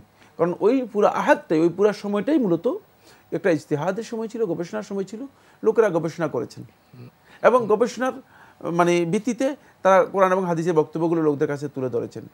আমরা যদি দেখি তাহলে মূলত আমরা দেখতে পাবো যে সেটা হচ্ছে এই যে প্রসিদ্ধ 4টি মাযহাবের কথা বলা হচ্ছে বা আছে, সেই প্রসিদ্ধ 4টি মাযহাবের বক্তব্যগুলো যদি আপনি একসাথে করেন আর যদি আপনি দেখেন যে রাসূলুল্লাহ সাল্লাল্লাহু আলাইহি ওয়াসাল্লাম সহিহ হাদিসগুলো, তাহলে আপনার কাছে স্পষ্ট প্রমাণিত হবে যে মানে এর মধ্যে মূলত সহিহ হাদিসের নির্দেশনা রয়ে গিয়েছে, এর বাইরে যায়নি, এর বাইরে কোনো বক্তব্য নেই, এর মধ্যেই সহিহ হাদিসের নির্দেশনা রয়ে গিয়েছে। রাসূলুল্লাহ সাল্লাল্লাহু আলাইহি ওয়াসাল্লাম হাদিসের মধ্যে যা বলেছেন তা এর মধ্যে রয়ে গেছে।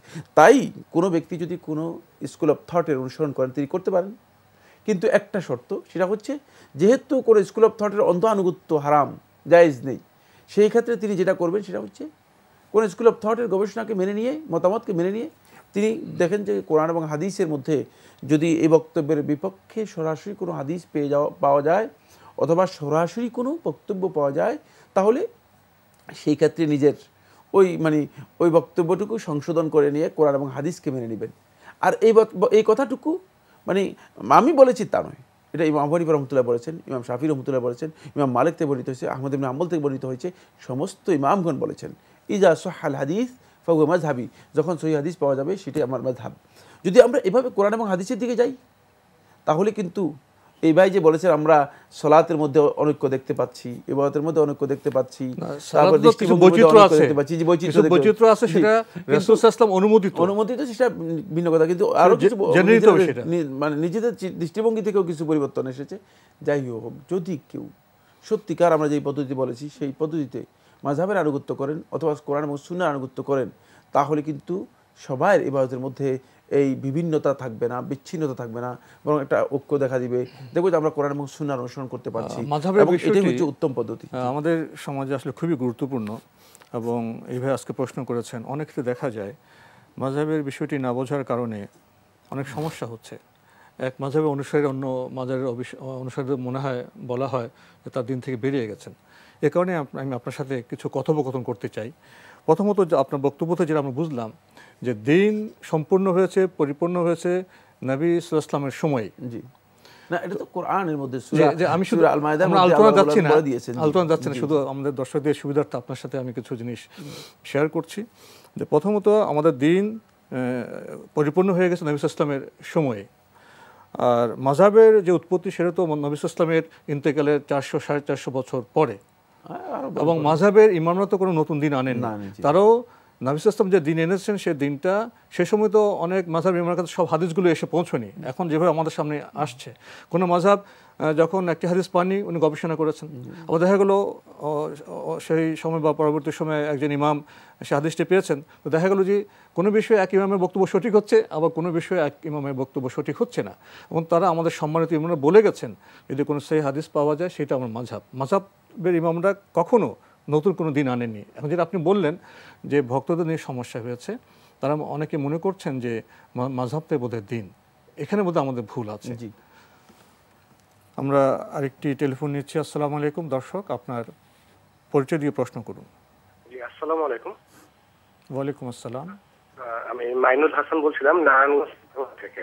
জি, আমার কোশ্চেনটা হচ্ছে পীরের ব্যাপারে। কিছুদিন আগে এক লোক আমাকে বলতেছিলেন যে আমি যতই নামাজ রোজা করি বা যত যাই করি, যদি কোনো পীর না ধরি বা পীরের কাছে না যাই তাহলে কখনোই আল্লাহকে পাবো না। আর এই ব্যাপারে উনি আমাকে একটা বইও দিয়েছেন, বইটার নাম জীবন বাঁচাতে এবং জীবন সাজাতে।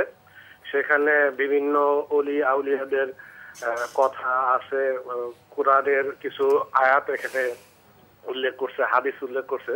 তার ভিতরে একটা জায়গায় আছে লেখা যে তিনি যাহাকে পথভ্রষ্ট করেন তুমি কখনো তাহার কোনো পথ প্রদর্শনকারী অভিভাবক পাইবে না। সূরা কাহফ আয়াত 17।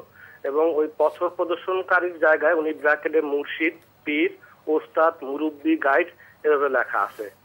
এবং নিচে আরো এক জায়গায় এভাবে লেখছে যে সূরা কাহফের 17 নং আয়াতের মর্ম বুঝে অনেক ওলি আল্লাহ বলেছেন যার পীর নাই তার পীর শয়তান। এখন আপনার প্রশ্নটি আমাদের উপলব্ধিতে এসছে, আপনার কি আর কোনো প্রশ্ন আছে? না না, এইটাই। জি, ধন্যবাদ আপনাকে। আপনি খুবই গুরুত্বপূর্ণ বিষয় তুলে ধরেছেন স্পষ্টভাবে। আপনি তো পেয়েছেন প্রশ্নটি? প্রশ্নটি পেয়েছি। এ ভাই বলেছেন যে মানে কেউ কেউ তাকে কথা বলেছেন যে যদি মানে পীর না ধরা হয় তাহলে আল্লাহকে পাওয়া যাবে না। সূরা কাহফের উদ্ধৃতি দিয়েছেন, তারপরে সূরা কাহফে যে উদ্ধৃতি দিয়েছেন সেটাও উল্লেখ করেছেন। যাই হোক, মোদ্দা কথা হচ্ছে মানে আল্লাহ রাব্বুল আলামিনকে পাওয়ার জন্য মূলত আল্লাহ সুবহানাহু ওয়া তাআলা তার কিতাব অবতীর্ণ করেছেন এবং রাসূলুল্লাহ সাল্লাল্লাহু আলাইহি ওয়াসাল্লামকে প্রেরণ করেছেন। রাসূলুল্লাহ সাল্লাল্লাহু আলাইহি ওয়াসাল্লামকে অতিরিক্ত সুন্নাহ দিয়েছেন। সুতরাং এর বাইরে মূলত মানে এই কথা বলার কোনো সুযোগ নেই যে এটা যদি কেউ বলে থাকে যে আল্লাহকে পাওয়ার জন্য আবার অমুককে ধরতে হবে, তাহলে রাসূল সাল্লাল্লাহু আলাইহি ওয়াসাল্লামকে বাদ দিবেন কীভাবে? এটি ভুল বক্তব্য। আল্লাহকে পাওয়ার জন্য আল্লাহ সুবহানাহু ওয়া তাআলা যে তরিকা দিয়েছেন, যে পদ্ধতি দিয়েছেন, সেই পদ্ধতি স্পষ্ট। রাসূলুল্লাহ সাল্লাল্লাহু আলাইহি ওয়াসাল্লাম জানিয়ে গেছেন সবগুলোই। রাসূলুল্লাহ সাল্লাল্লাহু আলাইহি ওয়াসাল্লামের সময় এই ধরনের কোনো বিষয়ই ছিল না। সাহাবীদের সময় কেউ পীর ছিলেন না। আল্লাহ রাসূল সাল্লাল্লাহু আলাইহি ওয়াসাল্লামের সাহাবীদের সংখ্যা 1,14,000 অথবা 1,15,000। ইবনে সঈদ নাস রাহমাতুল্লাহ আলাইহি উল্লেখ করেছেন ওয়াইনুল আথারের মধ্যে। এই সাহাবীদের যে সংখ্যা রয়েছে এর মধ্যে কেউ কোনো সময় পীর ছিলেন না। কেউ পীর মানে কেউ বলতে পারবে না। তাবিদের মধ্যে কেউ পীর ছিলেন না, তবে তাবিদের মধ্যে কেউ পীর ছিলেন না। যেই তিনটি যুগের কথা রাসূলুল্লাহ সাল্লাল্লাহু আলাইহি ওয়াসাল্লাম সহিহ বুখারী হাদিসের মধ্যে বলেছেন, খায়রু উম্মতি কারনি থুম্মা আল্লাযীনা ইয়ালুনাহুম থুম্মা আল্লাযীনা ইয়ালুনাহুম, যে আমার যুগের যারা আছে তারাই হচ্ছে উম্মতের মধ্যে সবচেয়ে শ্রেষ্ঠ, তারপরে যারা আসবে তারা, তারপরে যারা আসবে তারা। যে এই তিনটি যুগের ব্যাপারে রাসূলুল্লাহ সাল্লাল্লাহু আলাইহি ওয়াসাল্লাম স্পষ্ট করে মানে শ্রেষ্ঠত্বের মর্যাদার কথা ঘোষণা দিয়েছেন, সাক্ষী দিয়ে গেছেন। সেখানেও এই ধরনের কিছু ছিল না। তাহলে তারা কি আল্লাহকে পায়নি কেউ? তাহলে বোঝা গেল যে আল্লাহকে পাওয়ার জন্য আমরা নূতন পদ্ধতি আবিষ্কার করেছি। এই নূতন পদ্ধতিটুকু ইসলামের মধ্যে ছিল না। ইসলামের মধ্যে এটা নূতন এবং অভিনব, এইটি মুহদাস, এটি হলো নূতন আবিষ্কৃত, যেটি রাসূলুল্লাহ সাল্লাল্লাহু আলাইহি ওয়াসাল্লাম বলেছেন ইন্না শাররাল উমুরি মুহদাসাতুহা। ইবনে মাজাহ হুযায়ফা ইবনে ইয়ামান রাদিয়াল্লাহু তাআলা সুনানের মধ্যে বর্ণনা করেছেন এটি হচ্ছে আল্লাহ রাব্বুল আলামিনের কাছে দ্বীনের ব্যাপারে নূতন যত খারাপ কাজ হয়েছে সব কাজের চেয়ে নিকৃষ্টতম কাজ, এবং সেই নিকৃষ্টতম কাজটাই আমরা নিজেরাই আবিষ্কার করে নিলাম। এই আবিষ্কারটুকু শুদ্ধ নয়। বাকি কোরআনে কারীমের যে আয়াতটি আপনি উল্লেখ করেছেন, যে আয়াতের মধ্যে আল্লাহ সুবহানাহু ওয়া তাআলা বলেছেন ওমাই ইউদলিলহু ফালা হাদিয়া লাহ, যাকে আল্লাহ রাব্বুল আলামিন বিভ্রান্ত করবেন তাকে কোনো হেদায়েত দানকারী কেউ নেই। তাহলে বোঝা গেল যে এখানে হেদায়েত দানকারী তো আল্লাহ ছাড়া আর কেউ নেই। এখানে একটি খুব কঠিন প্রশ্ন এসে যায়, আয়াতের মধ্যে স্পষ্ট বোঝাচ্ছে যে মূলত আল্লাহ রাব্বুল আলামিন ছাড়া আর কোনো হেদায়েত দানকারী নেই। সুতরাং কোনো ব্যক্তি যদি নিজেকে মনে করে আমি হেদায়েত দানকারী, তাহলে তিনি বিভ্রান্ত। এখানে একটি কঠিন বিষয় চলে আসে, যেটা উল্লেখ করলেন সেই গ্রন্থে এই আয়াতের বাংলা অনুবাদের মধ্যে ব্র্যাকেটে পীর দেওয়া হয়েছে। এই যে ব্র্যাকেটে পীর দেওয়া সংযোগ করা হলো কোরআনের বাংলা অনুবাদের ক্ষেত্রে, এই কাজটিকে আপনি কিভাবে মূল্যায়ন করবেন? এটা হচ্ছে বনি ইসরায়েলের ওই ইহুদিদের কাজ। সেটা হলো তারা আল্লাহর আয়াতকে মানে জায়গায় জায়গায় নিজেদের বক্তব্য ঢুকে নিজেদের স্বার্থে ভুল ব্যাখ্যা, মানে এর মতো বড় অপরাধ হতে পারে না। মহান আল্লাহর বাণীর সাথে নিজের স্বার্থে ভুল শব্দ যোগ করা, এই কাজ যে করে সে কি মুসলিম হতে পারে? না, এটি আল্লাহ এবং তার রাসূলের উপর মিথ্যা আরোপ করা জঘন্যতম অপরাধ, জঘন্যতম কবিরা গুনাহ। তো আমি যেটা বলতেছিলাম, কিন্তু এই শব্দ যদি সেখানে যোগ করে তাহলে বোঝা যাবে যে পীর মানুষদেরকে বদভস্ত করবে, আল্লাহ মানুষদেরকে হেদায়েত করবে, এটা বোঝা যাবে এই আয়াত থেকে। কারণ আয়াতটা আপনি পড়েন তাহলে বোঝা যাবে যে এখানে আল্লাহ তাআলা বলছেন যে যাকে আল্লাহ বিভ্রান্ত করবেন, মত থেকে বিচ্যুত করে দিবেন, সে কোনো অভিভাবক পাবে না, কোনো তার জন্য কোনো হাদি নেই, কোনো হেদায়েত দানকারী। যেহেতু হেদায়েত দানকারী একমাত্র আল্লাহ রাব্বুল আলামিন, এখানে কিন্তু নিশ্চিত হয়েছে আয়াতের মাধ্যমে, এখানে কোনো পীরের কথা উল্লেখ করা হয়নি। না, হেদায়েত দানকারী আর কেউ হতে পারে না, একমাত্র আল্লাহ, এটা নিশ্চিত করা হয়েছে। সুতরাং এই আয়াত যারা দলিল হিসেবে দিয়েছেন এটা ভুল দলিল দিয়েছেন, বরং তার বিপক্ষে এটি দলিল। কারণ হচ্ছে এখানে নিশ্চিত হয়ে গেছে হেদায়েত দানকারী একমাত্র আল্লাহ, আর বাকি সব বিভ্রান্তকারী। এই শব্দ প্রয়োগের মাধ্যমে তারা এটা প্রমাণ করলো এই গ্রন্থটি ইসলামের যে সিরাতুল মুস্তাকিম, সহজ পথে আনার গ্রন্থ নয়। এই গ্রন্থ হলো যে গ্রন্থ কথা উল্লেখ করেছেন মানুষকে বিভ্রান্ত করার এবং নিজেদের স্বার্থে ব্যবহার করার গ্রন্থ। তাই মানে এখানে শেষ কথা যেটা আমরা বলতে চাচ্ছিলাম সেটা হলো এই, মানে এই ক্ষেত্রে মূলত আমরা যেটা স্পষ্ট করে বলতে চাই সেটা হলো যে জান্নাত পাওয়ার জন্য অথবা আল্লাহ রাব্বুল আলামিনকে পাওয়ার জন্য, মানে আল্লাহ রাব্বুল আলামিনের পক্ষ থেকে কোনো ব্যক্তিকে দায়িত্ব দেওয়া হবে। আল্লাহ রাব্বুল আলামিন যাতে রিসালাত দিয়েছেন রাসূল ছাড়া, এটি একেবারে মিথ্যা কথা, এটি শুদ্ধ নয়। তারপরে একটা খুব সুন্দর কথা বলেছেন, সেটাও একটু বলতে হয় যদিও সময়ের কারণে আমরা একটু, সেটা হলো যার পীর নেই তার পীর শয়তান। তাহলে ওই পীর সাহেবের যে মুরিদ হলেন তার পীরকে, তার পীর তো শয়তান। এই সূত্র অনুযায়ী মানে ওই পীর সাহেবের পীর তো হচ্ছে শয়তান, কারণ মানে তার আগে তো আর কোনো পীর নেই। সুতরাং শয়তানের মূলত এরা হচ্ছে ওলি। এদেরকে শেখুল ইসলাম ইবনে তাইমিয়া রাহমাতুল্লাহ বলেছেন এরা হচ্ছে আউলিয়া ও শয়তান, শয়তানের ওলি, এবং এরা হচ্ছে শয়তানের মানে অনুসারী। শয়তানের অনুসারী মূলত তাদেরকে এই দৃষ্টিভঙ্গি পোষণ করে থাকে। কারণ আল্লাহ সুবহানাহু ওয়া তাআলা একমাত্র আমাদের ওলি হিসেবে উল্লেখ করেছেন আল্লাহ রাব্বুল আলামিনকে, আল্লাহু ওয়ালিয়ুল্লাযিনা আমানু, আল্লাহ রাব্বুল আলামিন ঈমানদারদের ওলি স্পষ্ট করে দিয়েছেন কোরআনে কারীমে। প্রিয় দর্শক, নবী সাল্লাল্লাহু আলাইহি ওয়াসাল্লাম তার যে বিদায় হজের ভাষণে আমাদের স্পষ্ট করে বলে গেছেন, আমরা যদি পবিত্র কোরআন এবং সুন্নাহকে আঁকড়ে ধরি, আঁকড়ে থাকি, তাহলে পথভ্রষ্ট হব না। এটাই হলো শুদ্ধ পথ। আসসালামু আলাইকুম। দর্শক, আপনার পরিচয় দিয়ে প্রশ্ন করুন। আসসালামু আলাইকুম। ওয়ালাইকুম আসসালাম। রেহানা কামাল বলছি ঢাকা থেকে। জি বলুন। আচ্ছা, আপনার একটু আগে এক ভাই বললেন যে উনি এক করে ওনার স্ত্রীকে 3 বার তালাক দিয়েছেন, জি, এবং সেটা মানে কার্যকর হয়ে গেছে। জি, একজন মহিলা যদি এটা করে সেক্ষেত্রে ইসলাম কি বলে? ধন্যবাদ আপনাকে। আমরা আসলে এই প্রশ্নের জবাবে বলেছিলাম যে এক তালাক হয়েছে, এটা তালাক যেটাকে বলে কার্যকর সেটা হয়নি। এক তালাক হওয়ার পরে যদি স্বামী স্ত্রীর সমঝোতার মাধ্যমে আবার ঘর সংসার করতে চান তাহলে করতে পারেন। আর যেটা হয়েছে, কোনো মহিলা যদি তালাক দিতে চায় তাহলে স্বামীকে তিনি কোর্টের মাধ্যমে তালাক দিতে পারেন। আর ওনার যে প্রশ্ন আর কি বলবো, ওটা তো প্রশ্ন যে মহিলার তালাকের বিষয়টা আমরা সেখানে স্পষ্ট করে দিয়েছি। তিনি যদি তালাক দিতে চান তাহলে তিনি তালাক দিবেন, কিন্তু কোর্টের মাধ্যমে সেটা তাকে আসতে হবে, যেহেতু তার সরাসরি তালাক দেওয়ার মানে অথরিটি ইসলাম তাকে দেয়নি, পাওয়ার তাকে দেয়নি। তাই তিনি কোর্টের মাধ্যমে সেই পাওয়ারটুকু নিয়ে তারপরে তালাক দেবেন। প্রিয় দর্শক, সময়ের কারণে আমরা আজকে আর প্রশ্ন নিতে পারছি না, তবে আপনাদের অবগতির জন্য জানাতে পারি আপনার জিজ্ঞাসা অনুষ্ঠানটি সপ্তাহে রবি, সোম, মঙ্গল, বুধ এই 4 দিন বিকেল 5টা 45 সম্প্রচার হয়ে থাকে এবং পরদিন ভোর 5টা 45 পুনঃপ্রচার হয়ে থাকে। সেখানে আপনারা চিঠির মাধ্যমে, ইমেলের মাধ্যমে আপনাদের মনে জায়গা প্রশ্ন পাঠাতে পারেন। আমাদের ঠিকানা পরিচালক আপনার জিজ্ঞাসা, এনটিভি, বিএসএসি ভবন, 7ম তলা, 102 কাজী নজরুল ইসলাম এভিনিউ, কারওয়ান বাজার, ঢাকা 1215। ইমেল অ্যাড্রেস আপনার জিজ্ঞাসা @ntvbd.com। প্রিয় দর্শক, সবশেষে রয়েছে গ্রন্থ পরিচিতি। আমাদের আজকের গ্রন্থের নাম রাসূল সাল্লাল্লাহু আলাইহি ওয়াসাল্লামের প্রশ্ন, সাহাবীদের জবাব।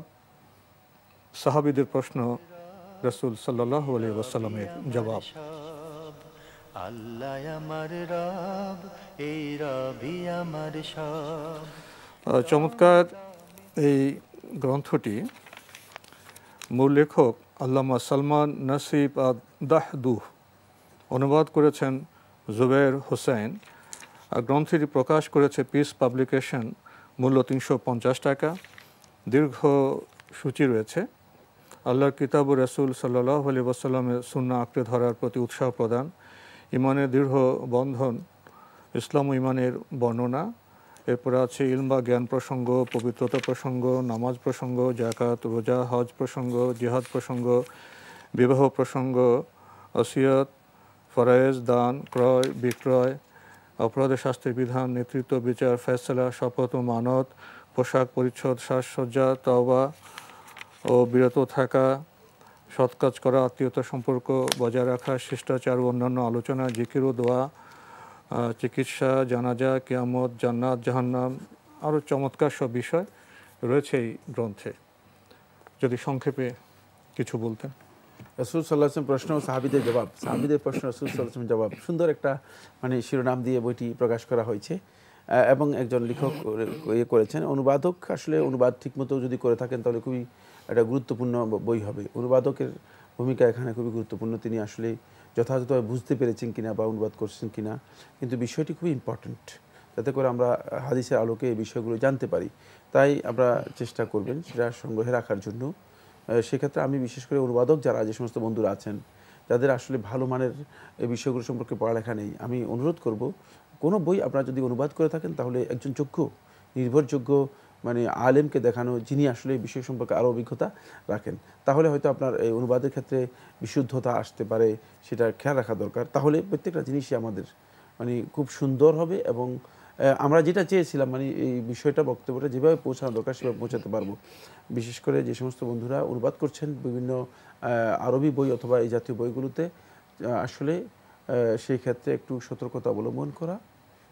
অনুবাদের শেষে একজন যোগ্য ভালো যিনি আরবি ভাষা এবং দুইটি ভাষাতেই কম বেশি ভালো জ্ঞান রাখেন, তার সাথে বিষয়টি একটু আলোচনা করা, দেখিয়ে নেওয়া, তাহলে কিন্তু উত্তম হবে। জি, আলহামদুলিল্লাহ, বর্তমানে বাংলাদেশে পৃথিবীর বিভিন্ন দেশের ইসলাম বিষয়ক গুরুত্বপূর্ণ গ্রন্থগুলোর অনুবাদ হচ্ছে। এটি একটি খুবই চমৎকার বিষয়। তো শুধু এই গ্রন্থ নয়, যে কোনো গুরুত্বপূর্ণ গবেষণাধর্মী গ্রন্থের যেমন সুন্দর অনুবাদ হওয়া প্রয়োজন, সাথে একটি বিষয় সেটা সম্পাদনা করা। অনুবাদের পরে একজন বিজ্ঞ ব্যক্তি যিনি বিষয় জানেন যদি একটু সম্পাদনার দায়িত্ব পালন করেন তাহলে বইটি খুবই সুন্দর হয়ে যায়। আরেকটি হলো পৃথিবীর যে কোনো গ্রন্থের ব্যাপারে এই বিষয়টি সত্য, খুব তাড়াহুড়ো না করা, গ্রন্থ প্রকাশে যতটুকু সময় দরকার, যেভাবে দরকার সে সময়টুকু দেয়া, তাহলে বোধহয় ফায়দা বেশি পাওয়া যাবে। আপনি চমৎকার বিষয়ে দৃষ্টি আকর্ষণ করেছেন। তো আজকে আমাদের এখানে শেষ করতে হচ্ছে। আপনাকে অনেক ধন্যবাদ। আপনাকে অশেষ ধন্যবাদ। প্রিয় দর্শক, আমরা আজকে চমৎকার একটি গ্রন্থের সাথে আপনাদের পরিচয় ঘটালাম। আশা করি আপনারা পড়ার চেষ্টা করবেন। দেখা হবে ইনশাআল্লাহ আগামী জুমাবার একই সময়ে। প্রিয় দর্শক, আপনারা আমাদের এই অনুষ্ঠানটি এনটিভি অনলাইনেও দেখতে পারবেন। ভিজিট করুন www.ntvbd.com। প্রিয় দর্শক, আপনারা সবাই নিরাপদে থাকুন শান্তিতে। আসসালামু আলাইকুম। আল্লাহ আমার রব, এই রবই আমার সব। আল্লাহ আমার রব, এই রবই আমার সব। দমে দমে তুন মনে তারি অনুভব। তোমার দুনিয়াতে আমি যেদিকে তাকাই, অথই নিয়ামতে ডুবে আছি সবাই।